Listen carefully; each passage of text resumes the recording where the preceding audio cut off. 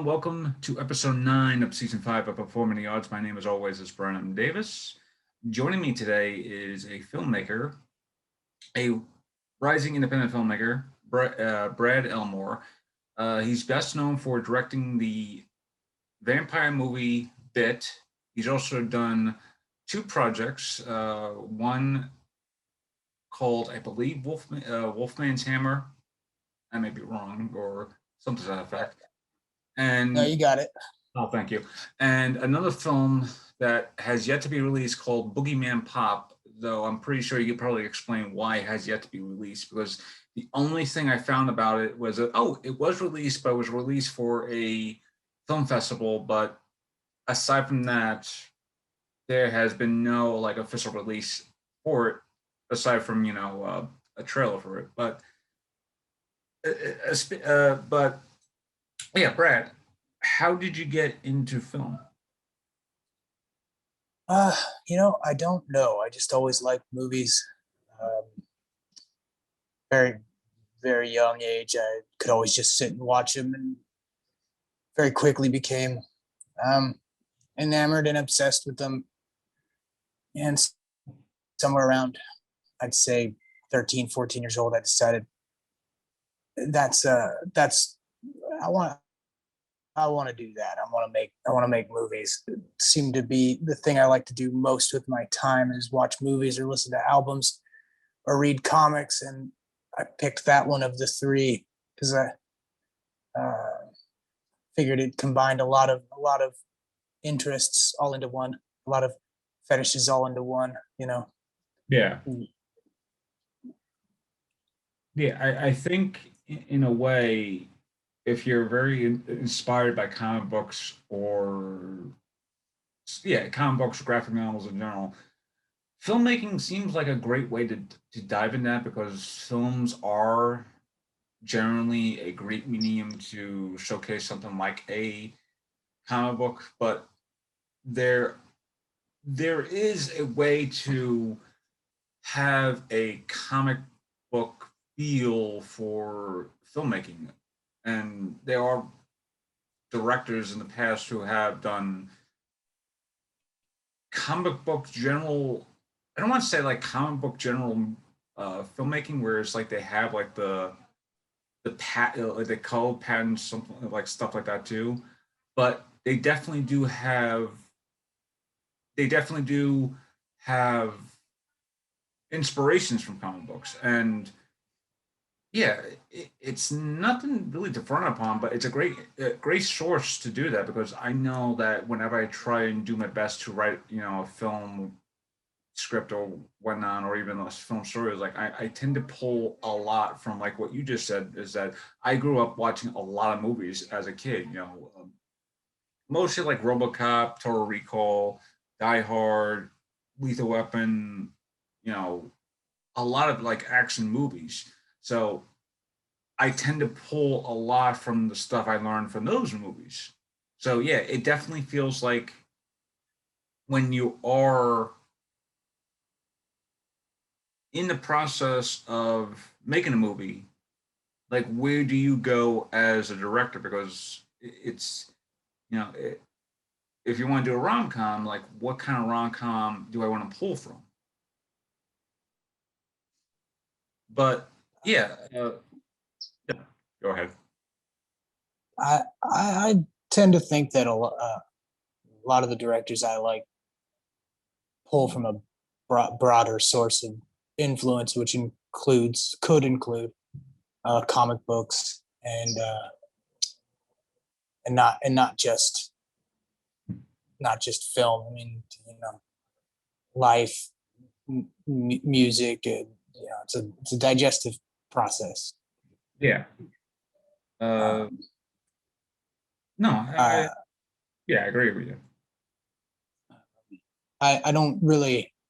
I think a lot's made out of the idea that comic books can be cinematic and vice versa. And I've actually sort of rejected a lot of that. Um, I, I like mediums being examples of the sort of maxima of their form, doing things that only they are capable of. Yeah. There's obviously parallels and things that are going to be similar from literature to comics, like to film. But I sort of resist the idea that they should be too similar. Yeah.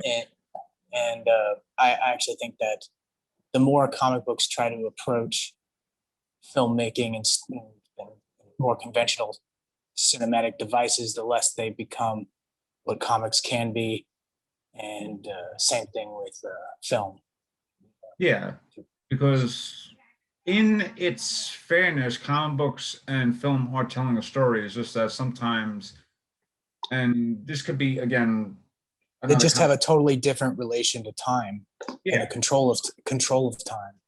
yeah, And a film is movies are much more about you got people there and yeah, and light, and light's very important and certain things. But in a comic book, there's no real element. There's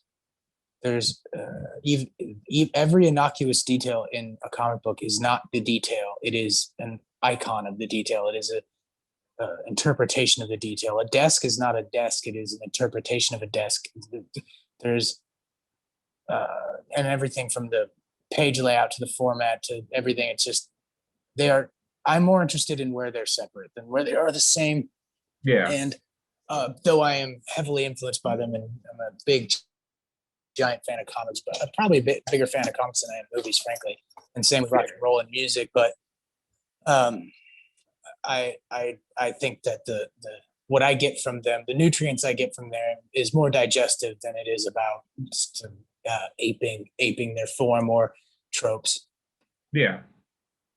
And I do see that influence of music, especially with rock music, in your work, especially with what I've seen with Werewolves, with Wolfman's Hammer and Bit and Boogeyman Pop. It definitely feels like there is a element of rock, like I don't want to say like 70s rock, but that essence of 70s rock where it was just about freedom of expression and just being yourself and just being, and if you just want to be a ballsy badass self, you could be a ballsy badass self. But and, Yeah, I yeah, see what you're kind of saying. I just approach I mean, I get most of my ideas by just listening to music, but also I approach everything like it's an album, and I think that's the correlation. Is there's a comic book artist named Paul Pope who calls comic books design containers, and hmm, I think that's true of art in general. And the art I like the most is when things seem to point inward of themselves and be expressions of themselves and use the language of themselves to develop for the thing they're doing. And so each thing I've made, I've approached more like an album, like hmm. than anything, you know. Like in a way, like almost like a concept album without being a concept album per se. Yeah, absolutely. Like you have the elements of a concept album, and your story, i.e., the script, essentially tells that narrative of what a concept album would be, or something to that effect. So it is actually a great approach to actually. Uh, You get the band together and you show them the song you wrote, the demo, and then you sort of they find their parts and their space within the sandbox to build that out with you, and then and you hope for the best on the outcome. But yeah, it's the number one dominating influence on what I do, and hmm, each thing I do is sort of speaking to, not wholly and completely, but sort of speaks to a different or genre or vibe of music. I mean, it's no secret that Wolfman's Hammer is very heavy metal. yeah, Um, very heavy it metal. um, though I though I'm think not. a Uh, big metal guy. I did like it a lot when I was a kid and a teen, and this was, I just found a vibe, and I wanted to explore that world and that feeling and what that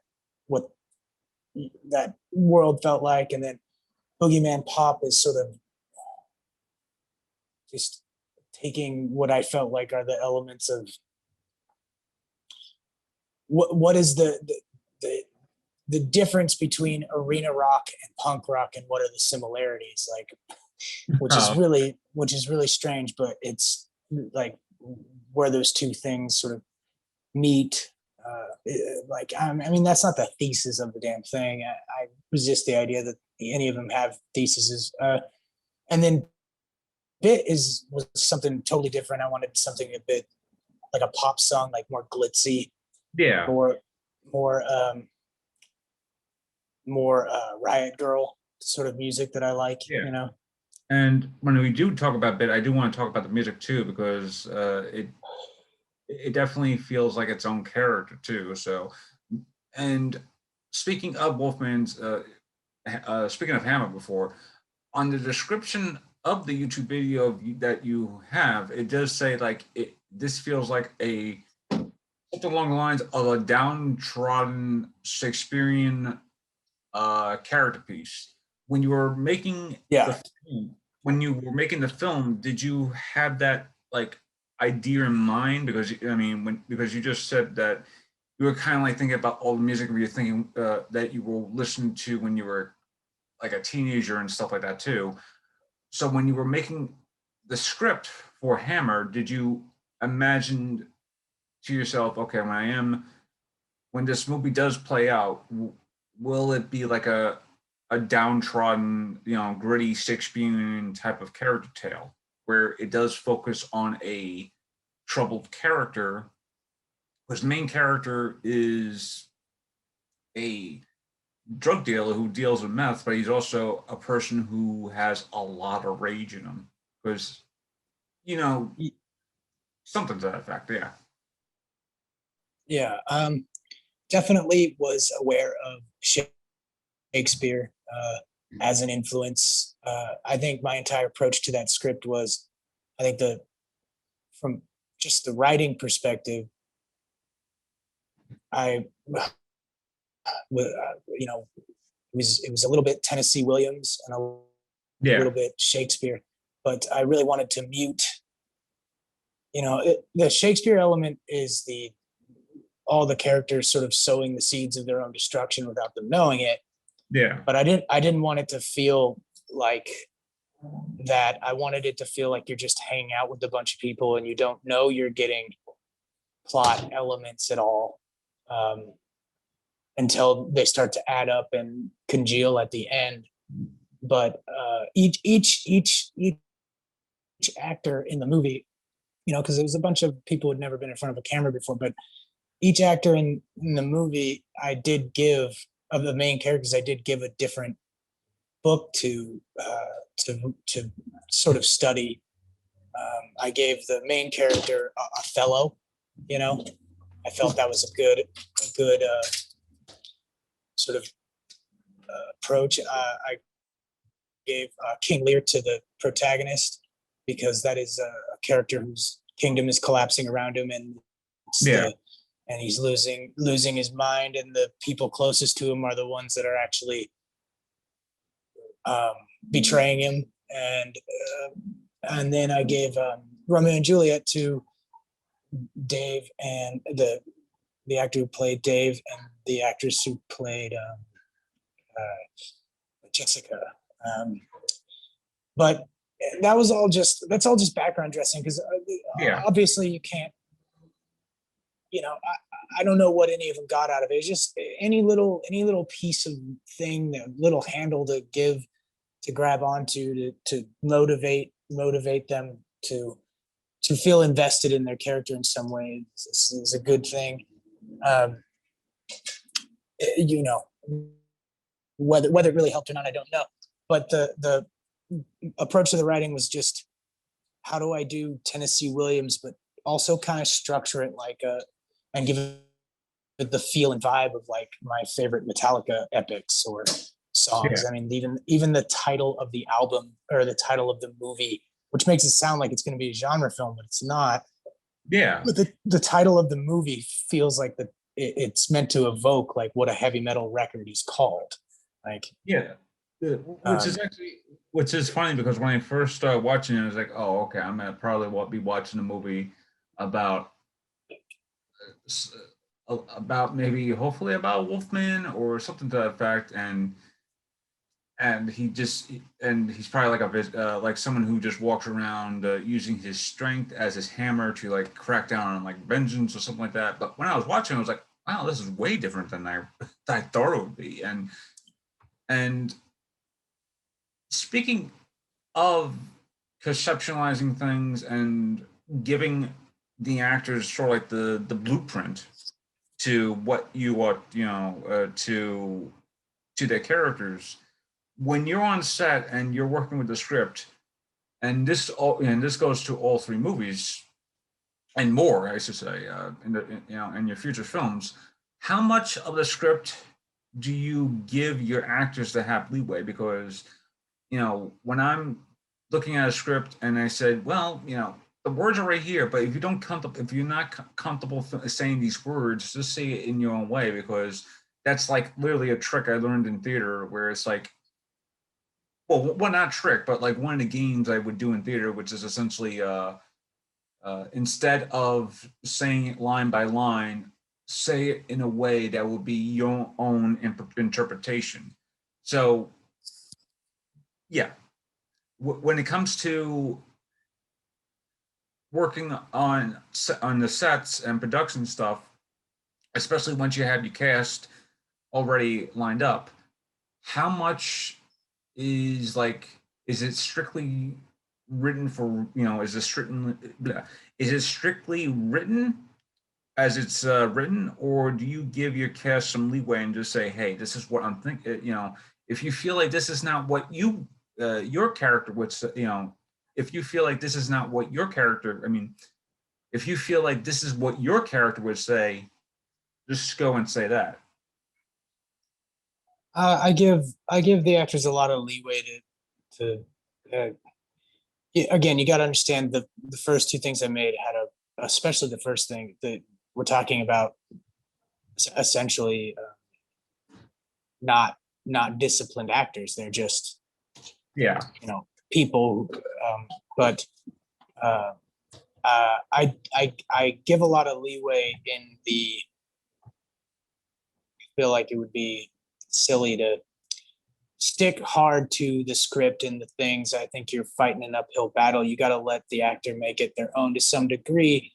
Um, I don't typically do a lot of improv, usually due to time. Um, but in so much as making it their own voice or dropping a word or cutting a line to make it fit more into what would becomes more comfortable, or I give them a ton of leeway, uh, as much as I can. Um, with few exceptions, there are some times where you just need something to land in such a specific way. Yeah. You always want to resist giving actors a line read if you can avoid it. But every once in a while, it's nothing to do with them and everything to do with I just need specifically this. But for the most part, a lot of leeway Hmm. to make Uh, it their own voice. I want to be very clear though, not a lot of leeway in changing. Like again, in Wolfman's Hammer, which I take great pride in everything feeling very naturalistic in that. There's only two lines in that whole movie that aren't scripted. You hmm. know, it feels like people hanging out, but there that script is exactly that movie, with the exception of two that off the top of my head that aren't. But within that, there's a lot of lines that are you drop some ands and buts, or something that was three sentences becomes one sentence. Hmm. Yeah, that does, and I think also it does make more of a flow of action, because sometimes you have a script. It could be like maybe 120 pages. You're trying to cut it into like maybe uh like maybe a 90-minute an hour and 45-minute movie, so you have to at least cut out like, yeah, you know, you have to cut out some of the fat. So trying to cut down on, and this is something I constantly do, is essentially I would write a lot of stuff and then constantly go back and say, okay, maybe I gotta cut down this because this doesn't feel, you know, this feels wordy. So at least cut this part down. So yeah, and since you know these projects happen to be projects that you wrote and produced and directed, does it feel like as the screenwriter you have to do more work, or you just like, okay, just, you know, all, you know, or is it just like what you just said before, a lot of it is still scripted, but there is still some leeway with these, with some of the scripts, not in the terms of, oh, improvisation, yeah, you can you know, cut this I part think down. being the writer means that I uh, understand what it is I am trying to do, and most of the changes that come from the script come from budget and lack of time. Yeah, They're um, they're you're constantly you know, with the size of the films I've made, especially on the first two, there's what you want, what you can get, and this, and you try to push to what you want, the what you can get to what you want as far as you can, while having an eye toward the whatever changes might happen yeah. because of mitigating circumstances. You keep an eye toward the macro and how that affects the piece as a whole when you do make changes. Um, So but yeah, speaking of your next one of the other films you just made, which was Boogeyman Pop. Uh, as much as I can get information about that outside of what is on like IMDb or Wikipedia, uh, what could you, and since you could probably describe, and you could probably say like why it has yet to be released.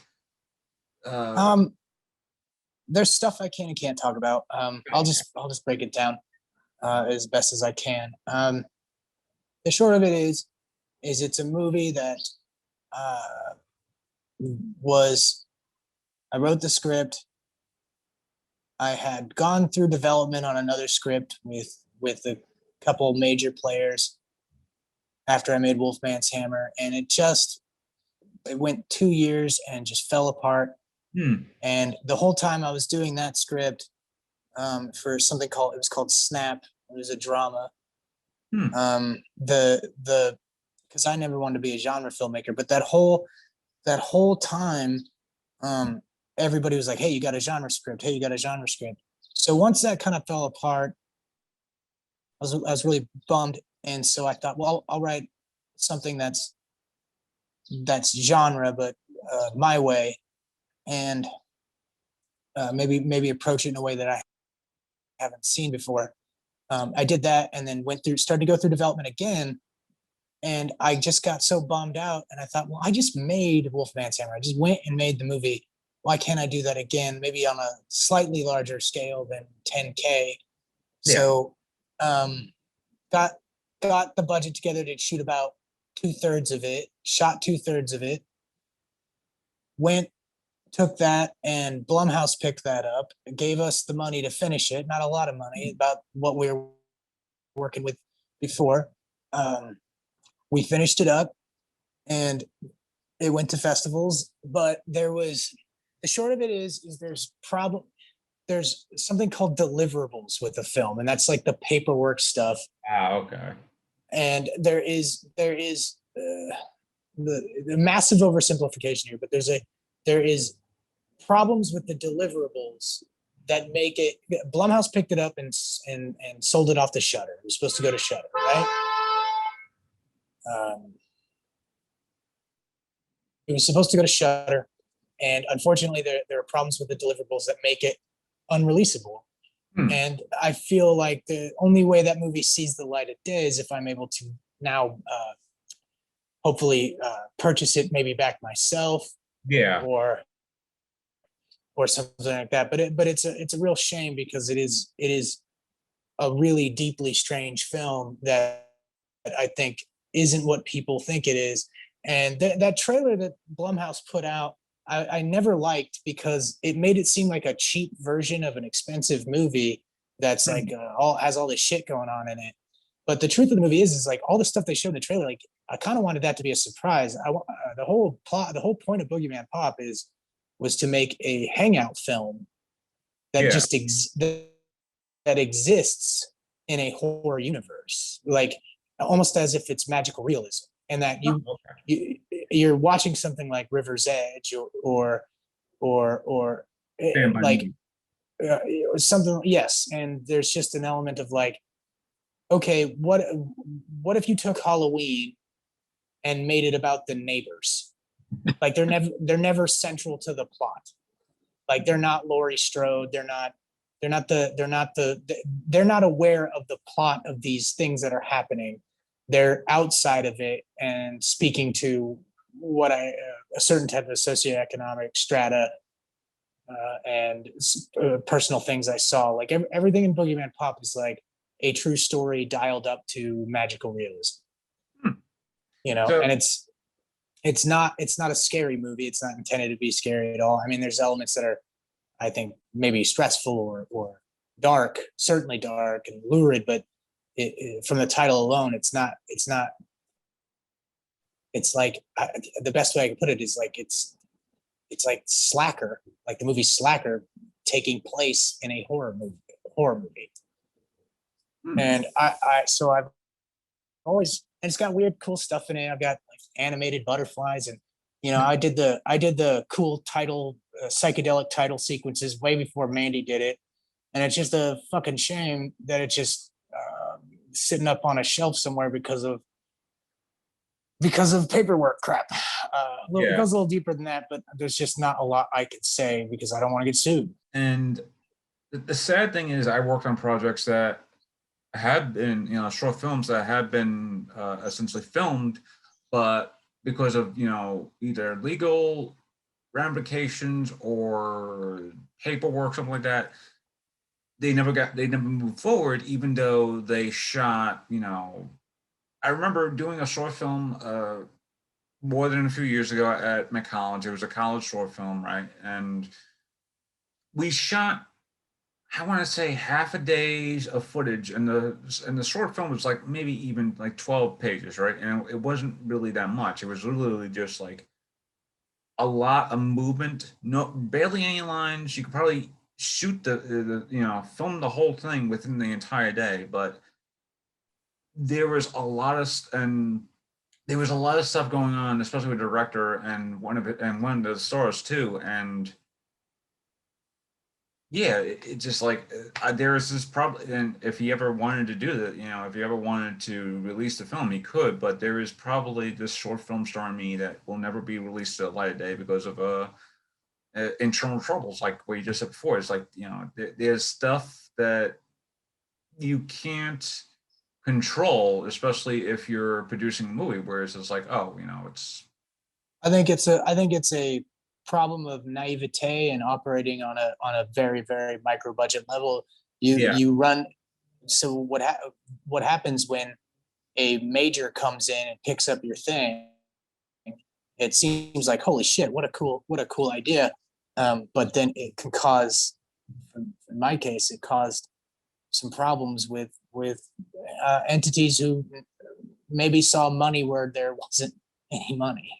yeah, Um, but it is what it is. I'll get it out there some way somehow.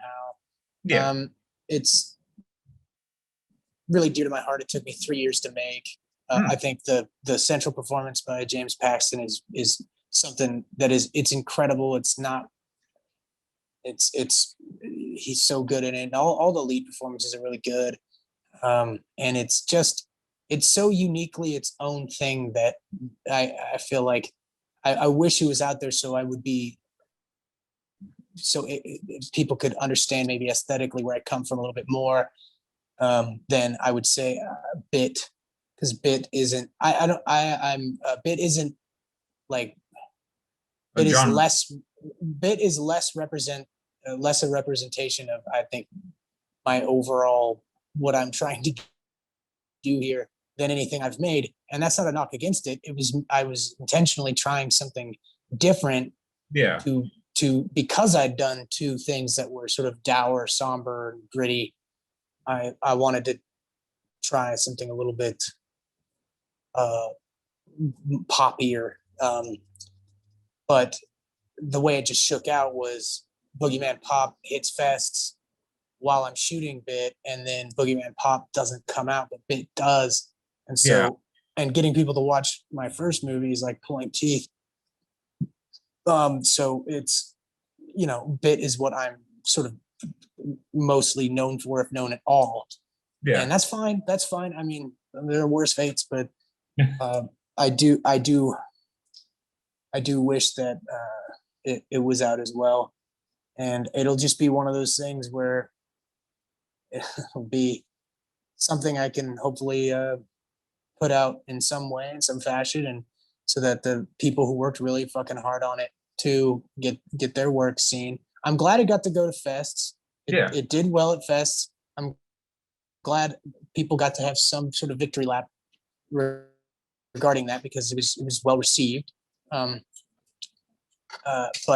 the it'll. It is. Long story short, it'll come out someday. It is what it is right now. Yeah.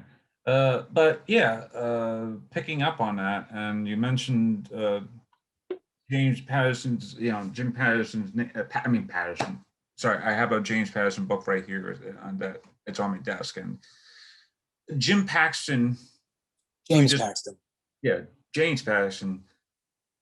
He is the son of Bill Paxton, which I did not realize until I watched Agents of S.H.I.E.L.D., and in the last season, he popped up playing his father. And I'm like, who is this guy doing a dead-on Bill Paxton impersonation? And I'm looking up, I'm like, James Paxton. I'm like, why did I have seen that name before? And I'm looking through the thing, I'm like, oh, wait, he was in Bit? I'm like, oh, wow. And it's like you said before, he's an amazing actor. And I'm like, and I noticed also that both with Hammer and with I believe Pop 2, the actor who played Vlad in Bit also pops up, and pops up in Bit. In terms of that would be Greg, and he's in all my movies. He's the titular character in Wolfman's Hammer. He is the Wolfman. He is in Boogeyman Pop, and he is Vlad in Bit. which now that we're talking about Bit, talk to me about casting. Was because I remember you posting because I have like two separate things about casting. Well, three separate. It's a little hard. I have my notebook here that actually has all my questions. See, and I have like at least I have one note about casting. I have another note about Laurel's casting, and then another note about Vlad's casting. And it's a little hard to go, especially with my mind, because I got to like shoot out all these ideas at the same time. So I had to go about. So I had to go very slowly. But casting. Now casting Bit, was it a fun, easy process, or was it like a very okay? Was it like I'm really looking for the best roles possible for each character that is like in this movie? Because a lot of the bulk of the characters are like easily cast. Like I can't really see every other character that is not like on the film played by any other character. I mean, other actor. I mean, I probably could, but it would be very hard to do that. I had written the role of Mark for James. No, nice. And I'd written the role of Vlad for Greg. Other than that, the casting process was, we didn't have a lot of time. The thing about Bit was I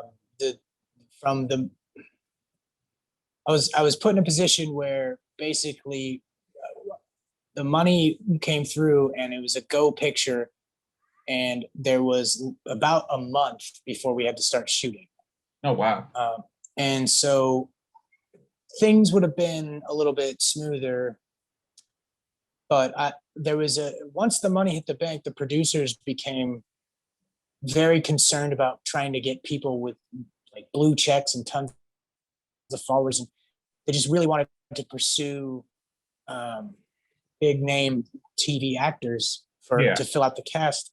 And we, you know, I understand what they want to, you know, hedge their bets, making sure that it has as much pull as possible. But we didn't have the Yeah. time to wait for these offers, and so I was very adamant about getting certain things. And you know, I wrote the role of Duke for an actress who I'm not going to name, but they couldn't do it. They were not acting at the time for personal reasons. And then the next choice in my head, I really wanted Diana Hopper. I just knew she would be perfect for it, and had to go through, you know, try a few bigger names, and I basically said, okay, you get one, and after that, we're just going with Diana. Otherwise, I'm going to cause a fit. And luckily, we got her, and she was incredible to work with. So the casting was everything. Everything about the process of making Bit was distressed, and no time and no prep, and just me flying by the seat of my pants. And in fact, if I hadn't come from a sort of DIY world of doing so much of the overall making every little piece myself and figuring out how to water Central Park with a thimble, Bit wouldn't have been a movie at all. I pulled on every trick in the book just to make the thing work in any way. And you know, because it really was, you know, typically you have one prep day for shoot days, and you have tech scouts and things like that. I didn't have any of that, not a one. In fact, I didn't. There was a DP I wanted, and I didn't get. You know, it was a fight to make sure I had this certain DP, and I didn't. We didn't end up even getting to hire her before about a week and a half before we started shooting. Wow. So it was a really difficult shoot. Yeah. Now, really, again, really difficult on all. Yeah, I would imagine, especially with it does, even though with the stuff you just mentioned, when you watch the film, it doesn't really feel like it has that notion. Well, of course, you know, I'm pretty sure there was like maybe a lot more to what you probably have written down, especially in the script. I'm not sure how much of the script had to be like taken out because of, you know, budgetary reasons and stuff like that too. Because I mean, and the weird thing is, it's like it is like a character drama again, where it's like it's not really focused on the vampire like lore, which I want to get into in a little while, or a little bit. I was about to say in a little bit, in a few moments, where you know no one is going like, you know, it's not like it, it definitely feels like it's a very sleek and it's a very sleek film from you, way you can watch, but from what you just said before, it doesn't feel like, oh, you had, you know, X amount of time just to do all this stuff. You know, if you had like a month to shoot, it didn't feel like you had like a month to shoot on film. It does feel like everything just happened to like roll on film, like maybe, you know, as much as it could. uh I think some of the set pieces would be better if I had prep time. See, yeah. there was 20 days of shooting, right? Yeah. And less than a month of prep. And most of that month of prep wasn't prep. It was just getting people hired. Yeah. It really wasn't proper prep. I went on 2 real tech scouts, and both of those locations we ended up not getting. So it was a fly by the seat of the pants shoot the whole way through. And yeah, so I'm glad it comes together, but it took a lot of hard work for it to come together. And even then, the edit as it stands is meddled with in my head in a way that I don't quite appreciate. I'd say it's about 85% my cut and about 15% uh, not. And that's a crucial 15% for me, Yeah. because even in the positive reviews of the movie, the things they single out are the things I would have addressed. And Yeah. it all stems from I feel like it stems from a mis or misunderstanding on the part of the producers of what makes a movie work, and then a lot of motivation by fear. Um, you know, the a lot of dumbing things down a little bit, in my opinion. Yeah. But as it stands, I mean, I'm proud of the movie. I'm happy Yeah. it's out there. But And I'll definitely ask, and I definitely will be asking later about the post production plans that you had, uh, and I know you mentioned a bit about it on Twitter, but yeah, back to the casting. I love the fact that you kind of like swerve us with casting MC Gainey. Yeah, MC Gainey as sort of like the main bad guy. It was like you see that it's like I'm what like when you and it's weird because I've seen the film at least twice, and my second viewing, and I see MC's name, I'm like, yeah, he's gonna be the bad guy. And then suddenly, during the film, he pops up in like the nightclub, is like speaking to Laurel about, be careful about, be careful and all that stuff, right? And then later, he pops up again like to show that, oh yeah, he's like a Van Helsing type of character, and he's obviously going to be the villain. And not even like a few seconds later, like he's gruesomely killed. And I'm like, oh okay. And then you kind of like notice that the real villain is Vladimir, or who I swear, whenever I go and watch this movie, it's like I just don't want to say he is Dracula, but from your perspective, is well, Vladimir? he's intended to be Dracula.